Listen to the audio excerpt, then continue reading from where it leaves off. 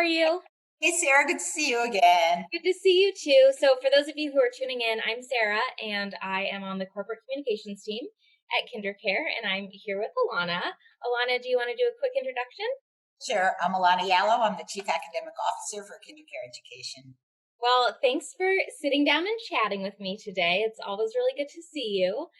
One of the things that has been on my mind a lot lately as a mom of a new baby, I have a 7-month-old Rose, is key milestones. I feel like it's a conversation that I'm constantly having with my parent friends. I'm constantly reading articles and books and trying to compare and contrast notes with girlfriends. And I wanted to ask you sort of what your take is on developmental milestones, be it sitting up, rolling over, which is a really big one in our house because just The yesterday. timing's right for this conversation. Whew, it really is. I'm like, I got to write this down and talk to Elanna about it.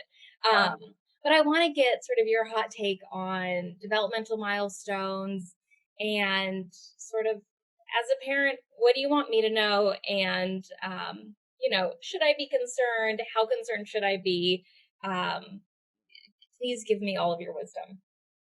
Well, I'm not sure how much, but I have to share, but I definitely want to share some thoughts with you. And it is such a great question, Sarah, because I know the parents, particularly first-time parents, are very concerned about whether or not their child is developing at a typical pace. And just to be clear about what developmental milestones are, they're just the skills across a range of areas, whether it's cognitive or social or language, that children typically display at different ages.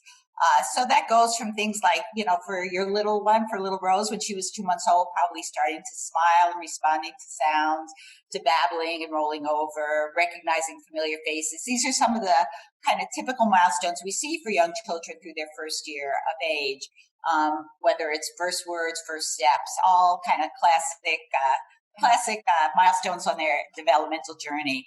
And I want to be really careful what I say about them because I want to start by saying every child is unique and goes through these stages at their own pace, and parents need to know that. And the talking with your friends about what one child is doing at a certain age is helpful, but it also can raise some concerns.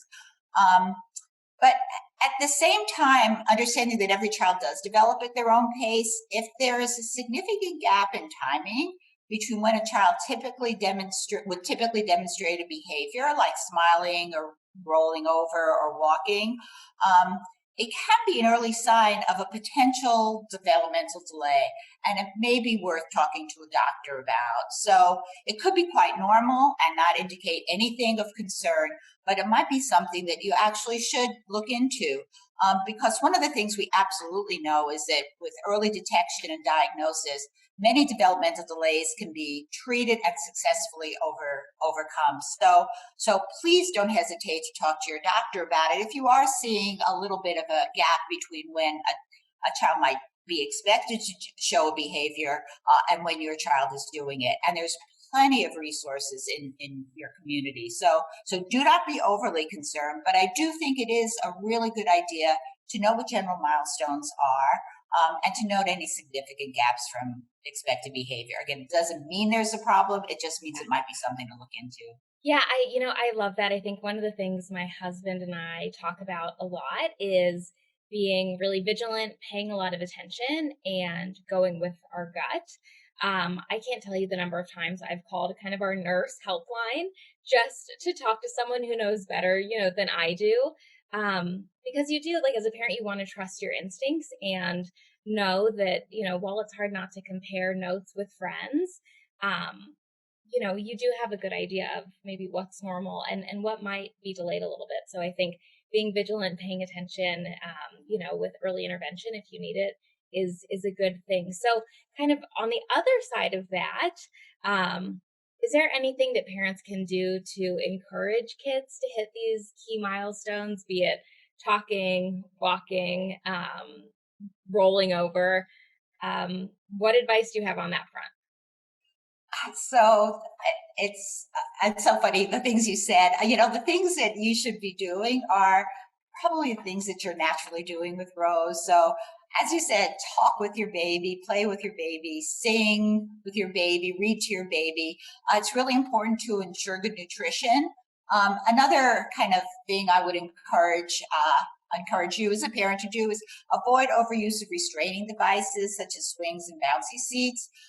It's better to create a safe space where your child can crawl and explore. Um, these won't necessarily accelerate your child's development, but the absence of the right kind of stimulation might slow things down a little bit. So just engage with your child and give them an opportunity to hear your voice and hear lots of words from you, and enjoy the time you have together. I love that. Well, that definitely is reassuring as always for me to hear as a parent. Hopefully it is for my parent friends out there who are watching. Elanna, I want to thank you so much for your time and your knowledge. And I look forward to talking to you again very soon. Great seeing you again, Sarah. Take good care. You too. Bye bye. Bye.